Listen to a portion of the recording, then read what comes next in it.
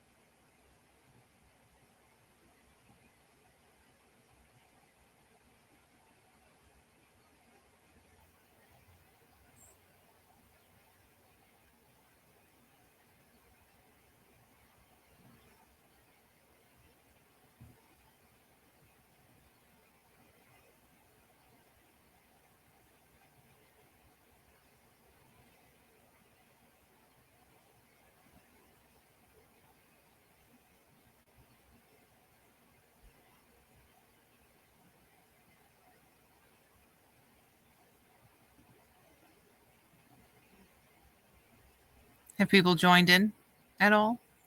Yeah. Get started. Sure. Yeah, we can get started. Whatever. Yeah, we can get started.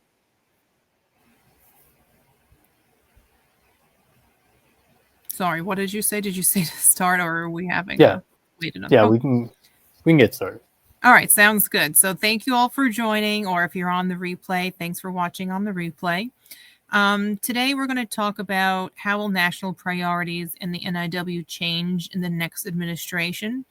So just introduce myself real fast. I'm Helen Partlow. I'm an attorney. I'm barred in New York and Massachusetts. I work with Amber Davis over at Waypoint Immigration USA. And my specialty is EB-2 NIW and EB-1As, but I would say even more so the NIW. I've done that far longer, and a high percentage of what I do every day is NIW related. So, today we're here to talk about a little bit of looking into a crystal ball as to seeing what the future might bring in a couple of weeks once Trump starts his second presidency.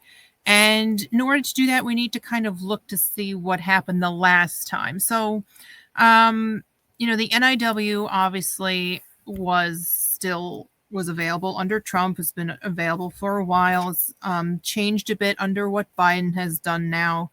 But the NIW, just as a basic intro, if you're not sure what it is, it's the national interest waiver. So this is saying that you can self-petition, you don't need an employer, you're bringing your own application, and you're able to do this and bypass that labor certification process, because what you do is in the national interest. So that means that what you are working toward is something that the country wants to also work toward and advance and progress in. So, how will these things change potentially under the next administration? So, like I said, we can kind of determine this a bit about what it was like the first time that Trump was president. So, little FYI, I was not doing immigration law when Trump was president last time, but I have talked to many attorneys, read many articles, news articles, etc. So that's just a little asterisk there, that I was not doing this under Trump. But again, this is something I have done, day in and day out now under Biden, and talked to many other professionals and lawyers that did do things under Trump, sorry. So under Trump 1.0, the last time he was president, he really heightened the scrutiny of these applications that were being sent for these NIW applications. So what I mean by that, he wanted to see more evidence of what you did, more evidence of your impact. They want to know across the board, under any president, how are you helping more than just your employer? it's obvious how you are helping your employer, having them progress with something, get money, etc. But how does that help America? So they want to know more specifically, how is what you are doing helping the country, helping maybe at least a region of the country, helping progress an industry within the country? And, they might want to see more reports, more things that you could provide as the applicant in order to show that. So, you might have been able to prove that, currently or more recently with, a few documents showing what you've been doing, a few reference letters to kind of corroborate what you've been doing. But under Trump, they want to maybe see more of that. They want more hard evidence, more things linking you directly to that impact. So under Trump, the first time, there was a combination of a higher level of scrutiny and they issued more requests for evidence. So request for evidence is, you put in your for application. They usually, could either straight approve it or they typically send you back a request for evidence asking for more documents, more proof, more, reports or whatever it is that you're able to provide. They usually specify it in the letter, maybe what they are looking more for. But that is where they need more of that documentation. So advice for anyone that is looking to maybe start it this coming year, without exactly knowing what is to come. But with that in mind, making sure that you're keeping track of documents that you can share at work, making sure that you're putting things aside in a folder, staying organized, things that you can share, press releases on different products maybe you're working on or services that you're advancing. All of this needs to have like a paper trail to show that you are making this impact. The more documents, the better. Even if it is redacted because you're not able to share certain things because of your job, you can redact documents. You need to have a more concrete tie that you as an individual are contributing towards this national impact. It's kind of more difficult obviously to do than what I'm trying to say, but just because there is a lot of that information you may not be able to share, but really kind of analyze what you can share and redact other things, maybe emails that you have, things that people have sent you, you can redact, keep like when you see an email, it's usually their name at whatever the company is.com. You might be looking to redact like the name, but keeping that company part of that email. I'm just thinking a little outside of the box. These are things that we have shown now to get these NIWs approved, but you just will need potentially more documents collectively to help show that. The standard of proof is and still is a preponderance of the evidence, which means that you are 51% more likely to do the things that you're claiming in the application. But even though it wasn't officially changed or anything, it was more of like a clear and convincing type of evidence standard, even though that wasn't like officially the case. It's just a higher level of scrutiny. So even under Trump, it was still preponderance of the evidence, but in practice and in reality, it was a higher than that even if it wasn't like officially changed or anything like that. So having a higher level of scrutiny, issuing more RFEs, all of this created more of a backlog because once you get an RFE, they give you, I forget exactly the amount of time. It's like 80 something days to respond to that RFE. Then, you have to then send it back with more evidence, more arguments, whatever it is that they're asking. And then the officer has to review that again. So they're kind of looking at the same applicant twice instead of just straight approving some people. So higher level scrutiny, higher amount of RFEs, more backlogs. So, this probably adds on at least several months of delay that is typically not happening with an NIW application, whether it was before Trump or after Trump with Biden and things like that. So, kind of keeping all of that in mind. I mean, you can still obviously get approved. They're still approving things. So it's not like it's all bad news. But just kind of keeping that in mind. So as you are pursuing things professionally, you're keeping paper trails of things, emails, any sort of document that we could attach to show that you are doing those things. So try to think outside the box, try and stay organized, try and keep, a folder on your computer or whatever, documents for future NIW or something like that. So that way you can kind of build over time as you're kind of continuing on, unless you're maybe thinking of starting an NIW now, then you can still kind of look to see what you do have. We want to definitely see things from your current employer. That's usually what makes the most sense.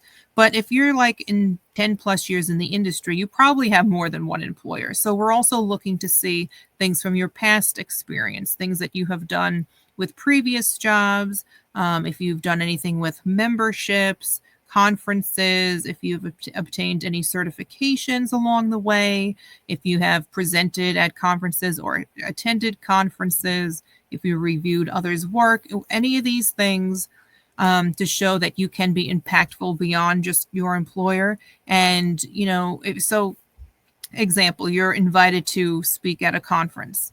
The email that you were invited, that's one piece of evidence. Maybe a program that's listing you as the actual speaker, or, like the time or day that you're, it's like an agenda or something like that.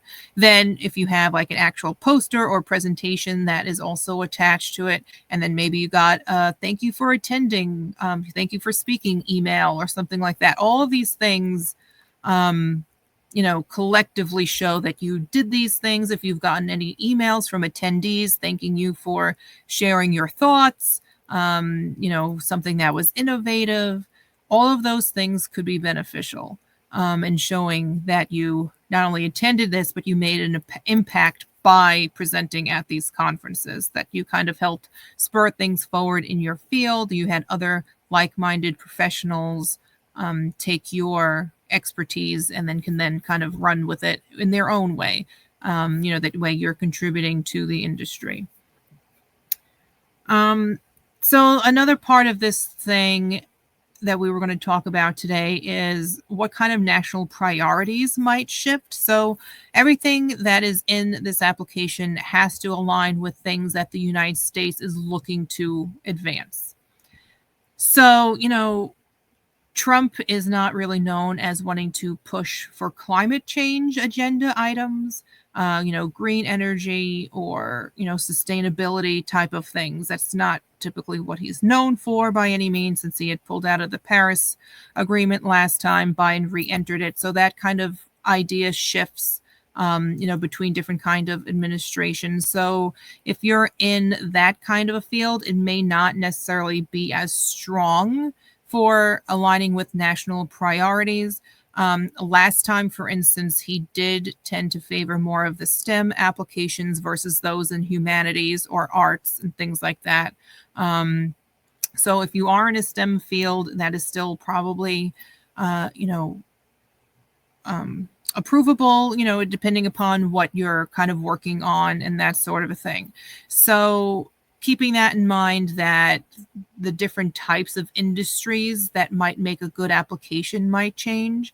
Things that are probably going to stay favorable is, like AI and technology. There's a lot of talk about like H-1B type of individuals lately between him and Elon Musk. And obviously Elon Musk is very much into technology and advancing that kind of an agenda. So, I think technology is still going to stay in the forefront of what he wants America to prioritize.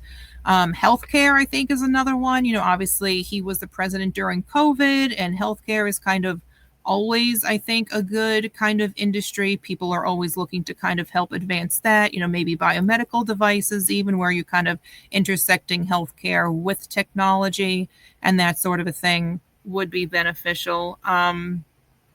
Let me see. I have a couple of notes here. I want to see if I had written down anything more specific. Things that can kind of have immediate economic impact, I think, is good.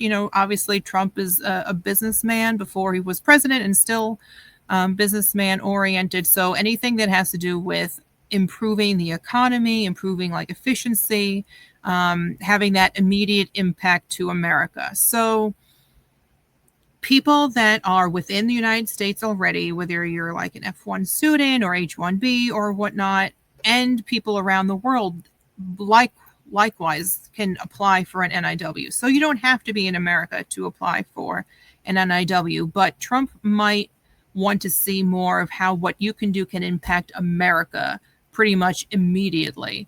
And, so you might be living abroad someplace, doing something over there. And part of the argument should be, how are you going to help America specifically pretty much right away?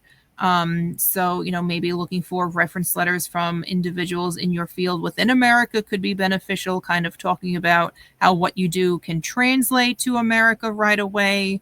It all depends upon what you are doing as to how you might portray that sort of a thing. But I think having a tie to America, if you are not already here, is very important. And kind of like understanding and explaining to the officer how that translates from one country to this country. Let me see. Is there anything else that I had wanted to maybe touch upon? So with the NIW, there's three main prongs that we discussed. The first one, substantial merit, national importance. I think that's going to be definitely a higher level of scrutiny. There's the well-positioned to advance your proposed endeavor, which I already said will have a higher level of scrutiny. They'll want to know what kind of things are you doing that impacts more than just your employer. But then the third prong, a lot of the time, since I've been practicing anyway, it feels like if you can show the officer the first and second prong, they're much more likely to then say, okay, the third prong makes sense, and that's therefore overall approved, because all three were satisfied. So the third prong is the balancing test. Why should you be able to bypass that labor certification process?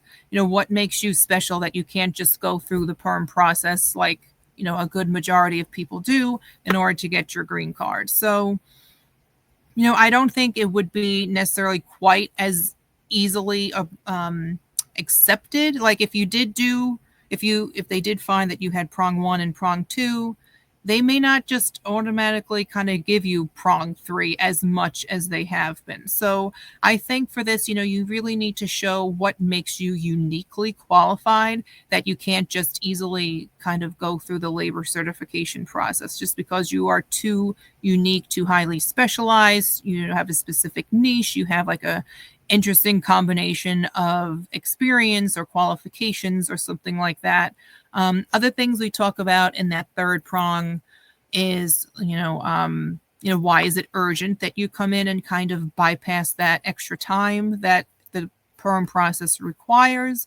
What kind of harm would come to America if you weren't able to kind of jump in right now to do these sort of things? And that's kind of easy when if you're doing something with healthcare. Obviously, you would be, hopefully helping people with diagnosis or treatments, or extending duration of life or quality of life or something along those lines. So I think that kind of might need a little bit extra tweaking as we enter into Trump 2.0, paying more attention to that third prong and not just only focusing on the first and second. And then by the time you get to the third one, you're kind of exhausted explaining everything, but you need to rally. You need to, it's a marathon here. We have to keep the stamina and fully explain that third prong as well, in order to make sure that you are making it as strong of an application as you possibly can and really honing in on all of those details. And, that's not to say to just throw everything at the wall and see what sticks. You still want to be strategic. You want to make sure you are presenting the strongest evidence. You're not just going to, explain every little detail that's ever been on your resume since the history of time. So you want to make sure that you are really highlighting the strong parts and making it logical to the officer to say, oh, I can see how this can be approved. Helping the officer see your story and see how you can be impactful. And, it just might require more documentation now in order to kind of help solidify that story. And definitely don't leave anything up for the officer to kind of interpret on their own. You want to make sure that you are telling the officer how to interpret your application and how it makes sense that it does qualify under the NIW. And I think that's all my thoughts at the moment. I don't know if anyone has any questions they can pop into the comment section there, or if you're watching this on the replay, you can comment on the post and I can see if I can reply to that as well. So there are some questions. Fida has a question. I work in the renewable energy industry in Massachusetts. My work basically is related to municipal aggregation, which is only licensed in 10 states like Massachusetts and California. My bigger goals is decarbonization and electrification, but I don't have a PhD in citations, but I have a U.S. master's degree and over 7 years of work experience. Do you think I have a good chance? So I think that is, so it's a little bit tricky with the timeline, right? Because here we are in January. Trump doesn't become president still for a couple of weeks. And we're not really sure what he's planning to do the first day he's in office versus maybe 3 months down the line. Typically, timeline-wise, it takes our firm like 3 to 5 months, probably closer to the 5-month 4 to 5 months, I would say, to put together an application. So if you were to start on your application now, you're looking sometime in the spring for, applying. And by then, it's really kind of hard to know what he's going to change. Like I said, typically he's not really into that renewable energy kind of thing. So I'm not sure what he's going to pull out of as far as different agendas go, what he's going to change right away. So that one could be tricky if you apply and it's in a renewable energy field. I mean, I don't know if you have any other options for a green card. If you're someone with, it sounds like you have 7 years of experience, you might look more towards an EB-1A if you're a top professional in your field. If you have other things that might have you rise to that kind of a level, that might make more sense to work toward an EB-1A application, just because then you're kind of removing that national interest aspect and kind of shifting focus that you're a top professional. So, I mean, that's really kind of, I can't really answer that. I wish I could answer that better, but it seems like that would be an area that I would be concerned about not making it as strong of an application as it would if you had applied while Biden's been president, or, a Democrat, or, along those lines where the agendas are a little different.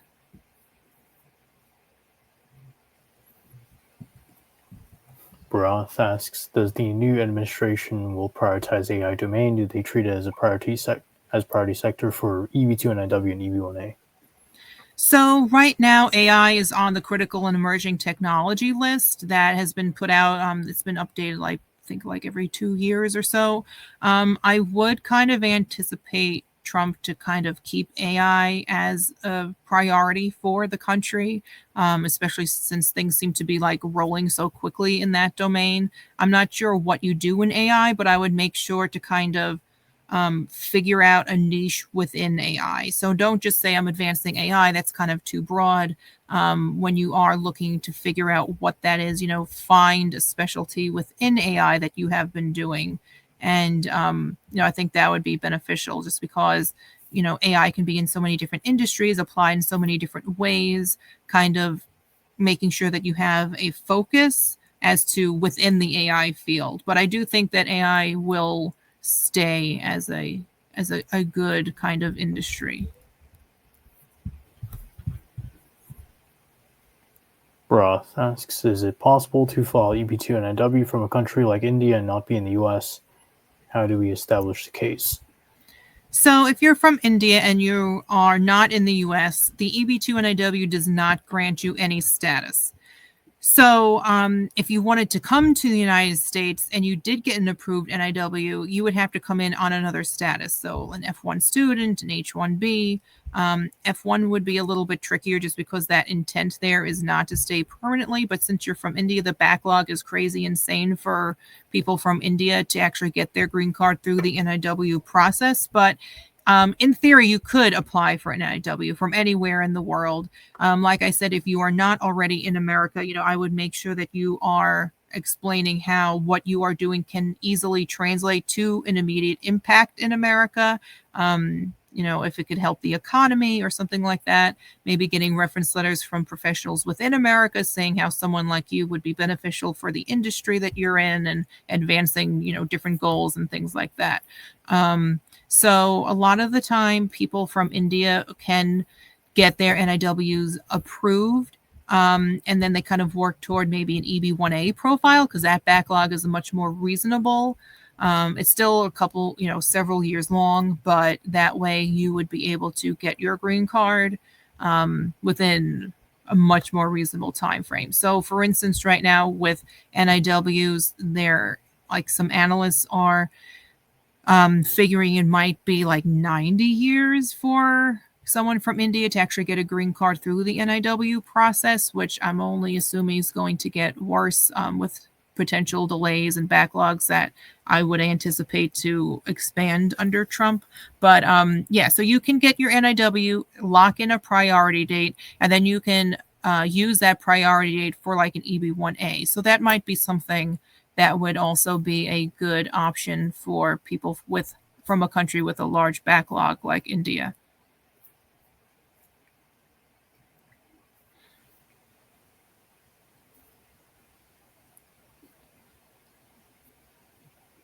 So Rafita's question. So I have 7 years of overall work experience, but I was in Bangladesh for 4 of those years, and I worked for the UN there for about 2.5 years. I came to the US for a master's and have been working in renewable energy for about 2.5 years, hence I'm unsure if I would qualify for EB-1A. So if you go to our website, waypointimmigration.org, you'll see at the top, hold on, I hope I didn't just click something wrong. No, I didn't. Okay.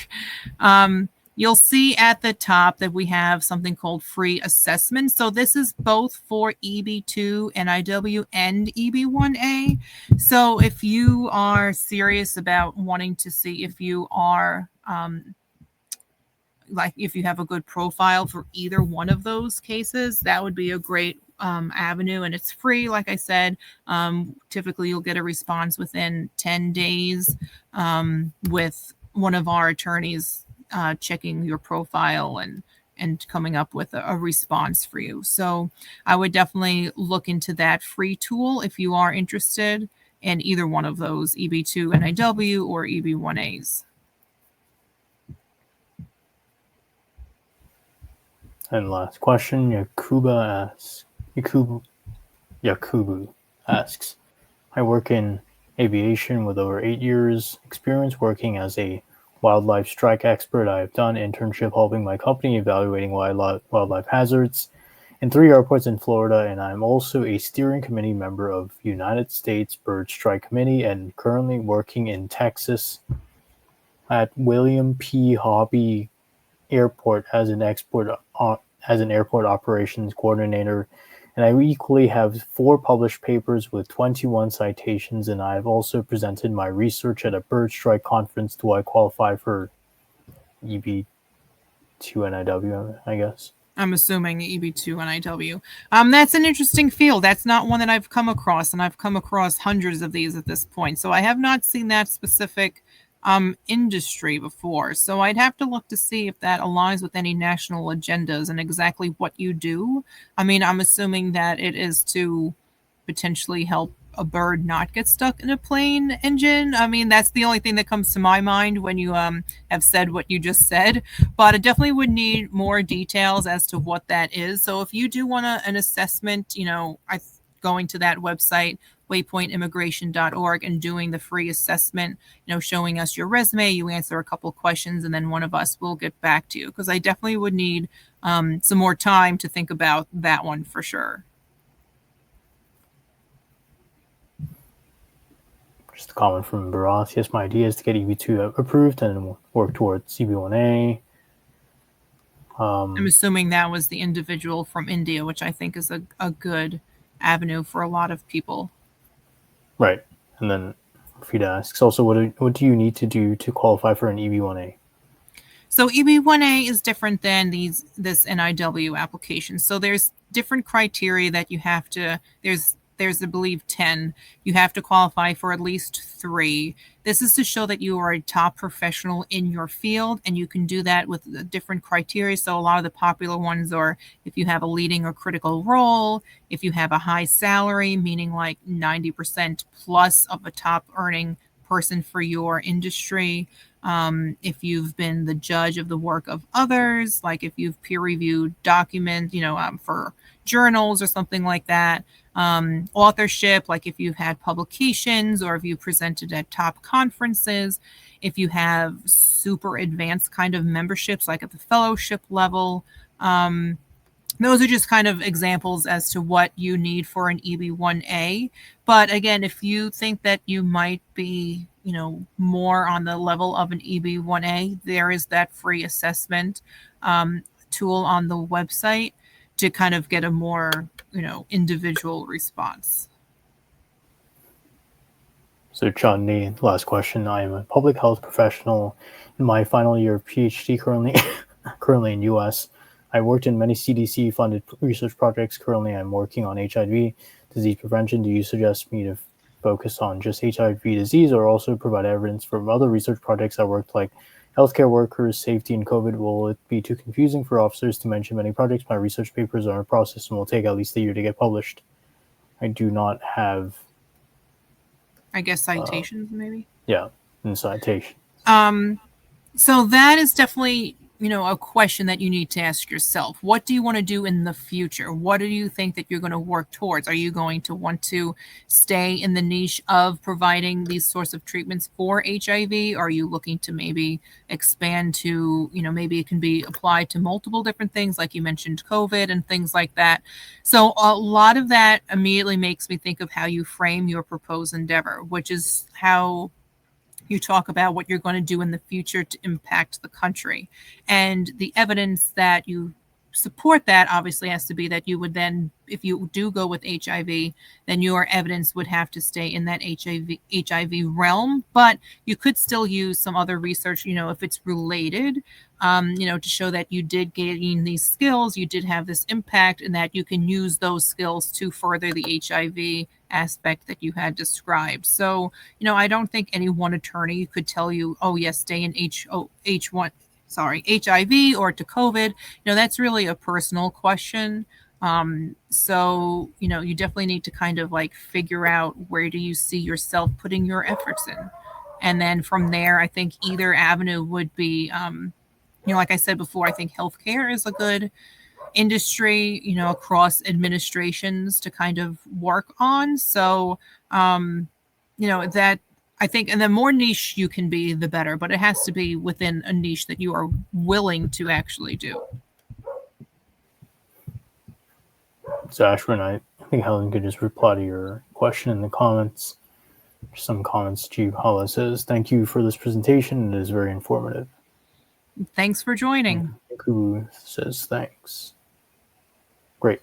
Right. Let's end it there then. Thanks, All everyone. right. Sounds good. Thank you, everyone.